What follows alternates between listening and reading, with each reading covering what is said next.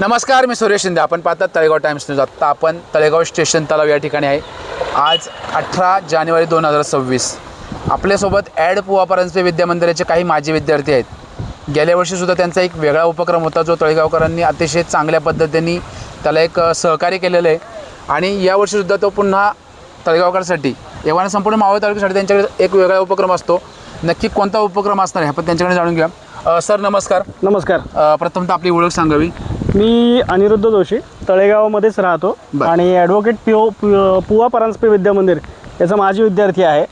आणि हे सगळे जे आहेत माझे सहकारी, हे सुद्धा माझ्याबरोबरचेच माजी विद्यार्थी आहेत. बरं, काय सांगाल आपण जो आता उपक्रम यावेळेस केलेला आहे, काय माहिती द्याल? हा उपक्रम असा आहे की ज्याच्यामध्ये आपण भग्नावस्थेतल्या ज्या मूर्त्या असतात आपल्या घरातले देवाधर्माचे किंवा धार्मिक वस्तू ज्या असतात, की ज्याच्यामध्ये देवाचे फोटो आहेत, मूर्त्या आहेत, मंदिरं आहेत, पोथ्या आहेत, देवांची वस्त्र आहेत, यासारख्या बऱ्याचशा गोष्टी आपल्या धार्मिक वस्तू असतात. इवन आपल्या गेलेल्या लोकांचे फोटोसुद्धा असतात. तर अशा ज्या वस्तू आहेत त्या आपण इतरत्र काही ठिकाणी आम्हाला ठेवलेले दिसतात. अशा हे तळ्याच्या खाटी म्हणा किंवा कुठं नदीत सोडलेल्या, जिथं पाणी कमी झालं की त्याच्यानंतर त्याच मूर्त्या पुन्हा वरती येतात. तर ही एक वेदनादायक गोष्ट आहे.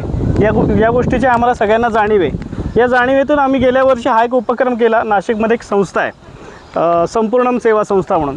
तर संपूर्णम सेवा संस्था आणि 1995ची आमची पुवा परांजपेची बॅच, या दोघांमध्ये मिळून आम्ही एक हा उपक्रम राबवतो, की ज्याची एक टॅगलाईन आहे, भग्नावस्थेकडून पूर्णत्वाकडे. म्हणून आम्ही पुन्हा एकदा भग्नावस्थेतून पूर्णत्वाकडे या टॅगलाईनच्या अंतर्गत आम्ही हा उपक्रम करतो. गेल्या वर्षीसुद्धा आम्ही हा उपक्रम केला होता.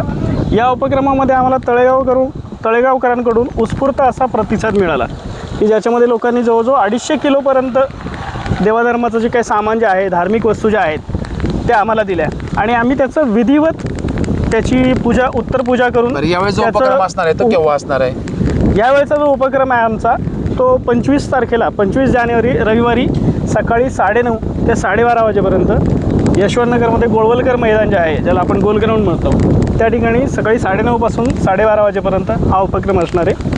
तर बऱ्याचशा जास्तीत जास्त तळेगावकरांनी या योजनेचा लाभ घ्यावा. आम्ही तळेगावकरांना सगळ्यांसाठी एक पर्याय देतो आहे, की तुमच्या ज्या भग्नावस्थेतल्या मूर्त्या किंवा इतर काही वस्तू आहेत देवाधर्माच्या, त्या सगळ्या ज्या आहेत त्या आमच्याकडे द्या. आम्ही काळजीपूर्वक विधिवत त्याची पूजा करून त्याचं विघटन करू. बरं, तिथे काही संपर्क नंबर देता येईल काहीसाठी? याचे संपर्क नंबर आहेत ना, माझे जे सहकारी आहेत, की त्याच्यामध्ये तळेगावातले बरेचसे प्रतिष्ठित नागरिक आहेत जे माझे सहकारी आहेत, ज्याच्यामध्ये अमोल बुडखले आहे, जे पॉस्कोचे अधिकारी आहेत, त्यांचा नंबर देऊ शकतो. माझा स्वतःचा आहे अनिरुद्ध जोशी म्हणून, त्यांचा आहे. त्याच्यानंतर सामाजिक कार्यकर्ते आहेत, राजश्रीताई कुलकर्णी आहेत, रुपाली प्रयाग आहे, दीपाली शिंदे आहे, त्यानंतर प्रशांत गोमाले आहे. एखादा नंबर जाहीर करावा याच्यामध्ये. आता मी माझाच नंबर सांगू शकतो, की जी 9970 986833. आणि नितीन, अजून एक नंबर सांगू शकतो मी याच्यामध्ये, नितीन खोल्लम म्हणून जो आहे तो अतिशय व्यवस्थित सगळ्या संपर्कामध्ये असतो. त्याच्यावर त्यालाही तुम्ही फोन करू शकता. त्याचा नंबर आहे 9766 707676 असा नंबर आहे. सरांनी एक नंबर जाहीर केलेला आहे. ज्यांच्याकडं घरात काही मूर्ती असतील किंवा काही देवांचे प्रतिमा फोटो असतील, त्यांनी यांना संपर्क करू शकता. एक ठिकाण त्यांनी ठरवलेलं आहे यशवंतनगर या ठिकाणचं. त्या ठिकाणी आपण जे त्यांनी वाढ सांगितलेला आहे, पुढचा रविवार आहे कदाचित, त्या ठिकाणी जाऊन तुम्ही जर त्या मूर्त्या त्यांना दिल्या तर त्याचं व्यवस्थित त्यांच्याकडनं विघटन होणार आहे. धन्यवाद.